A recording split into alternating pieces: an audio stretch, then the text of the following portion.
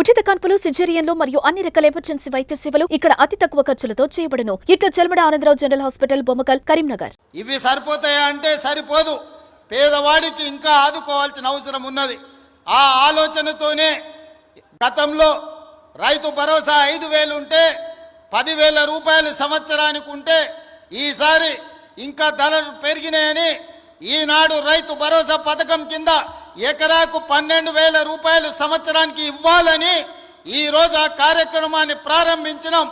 ప్రతి సంవత్సరం దాదాపుగా 20,000 కోట్ల రూపాయలు ఈనాడు రైతు భరోసా పథకం కింద ప్రతి ఎకరాకు 12,000 రూపాయలు ఇవ్వాలని ఆ పథకాన్ని ఈరోజు తెలంగాణ రాష్ట్రంలో ఉండే దాదాపుగా 70 లక్షల మంది రైతులకు కొడంగల్ శాసనసభ నియోజకవర్గం చంద్రవంచ నుంచి ఈరోజు ఆ కార్యక్రమాన్ని ప్రారంభించుకున్నాం.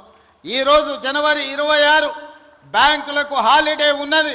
రాత్రి 12 గంటల తర్వాత ప్రతి రైతుకు, రాష్ట్రంలో ఉన్న వ్యవసాయ భూమి ఉన్న ప్రతి రైతుకు రాత్రి 12 గంటల తర్వాత ప్రతి ఎకరాకు 6,000 రూపాయలతోని మీ ఖాతాల్లో మీ నగదు టకీమని పడే విధంగా ఈ రోజు కార్యక్రమాన్ని తీసుకున్నాం.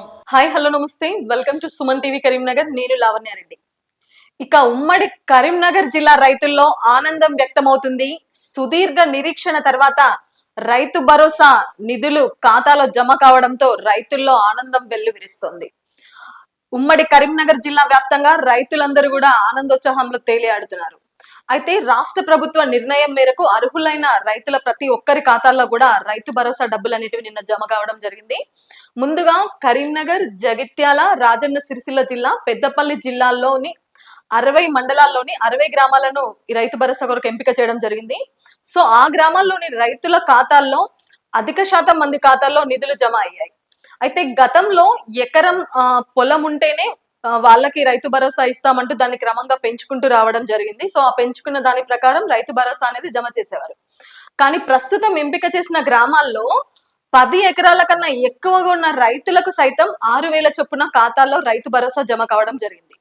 సో ఉమ్మడి జిల్లాలో 60 గ్రామాలకు చెందిన 56,077 మంది రైతుల ఖాతాల్లో 77.43 కోట్ల నిధులని సోమవారం రాష్ట్ర ప్రభుత్వం ఖాతాల్లో జమ చేసినట్లు తెలుస్తుంది. సో ఈ విషయంపై ఉమ్మడి కరీంనగర్ జిల్లా వ్యాప్తంగా రైతులందరూ కూడా చాలా ఆనందాన్ని వ్యక్తం చేస్తున్నారు. ఒకసారి ఉమ్మడి కరీంనగర్ జిల్లా వ్యాప్తంగా ఉన్న గ్రామాలన్నీ, సో వీటిలో ఎంతమంది రైతులకి డబ్బు జమ అయిందో ఒకసారి లిస్ట్ గా చూద్దాం మనము. సో ఉమ్మడి కరీంనగర్ జిల్లాలో టోటల్ గా జిల్లాలు 4 ఉన్నాయి. ఒకటి కరీంనగర్, జగిత్యాల, పెద్దపల్లి, సిరిసిల్ల. సో ఫస్ట్ కరీంనగర్ చూసుకుంటే కరీంనగర్ లో ఉండే గ్రామాలు 15 ఉన్నాయి. సో ఇందులో రైతులు 14,226 మంది. సో వీళ్ళకి జమ అయిన నిధులు 15.96 కోట్ల నిధులు అనేటివి రైతుల ఖాతాలో జమ కావడం జరిగింది. నెక్స్ట్ జగిత్యాల జిల్లా చూసుకుంటే జగిత్యాల జిల్లాలో గ్రామాలు 20 ఉన్నాయి. సో రైతులు 22,342 మంది రైతులు ఉన్నారు. సో వీళ్ళ ఖాతాల్లో 39.07 కోట్ల నిధులు జమ అయ్యాయి. ఇక పెద్దపల్లి జిల్లాలో చూసుకుంటే పెద్దపల్లి జిల్లాలో గ్రామాలు 13 ఉన్నాయి. సో అక్కడ రైతులు చూసుకుంటే 9,885 మంది రైతులు ఉన్నారు పెద్దపల్లి జిల్లాలో. సో వీళ్ళ అకౌంట్స్ లో 10.14 కోట్ల నిధులు జమ అయ్యాయి. ఇక లాస్ట్ రాజన్న సిరిసిల్ల జిల్లా చూసుకుంటే ఇందులో గ్రామాలు 12 ఉన్నాయి.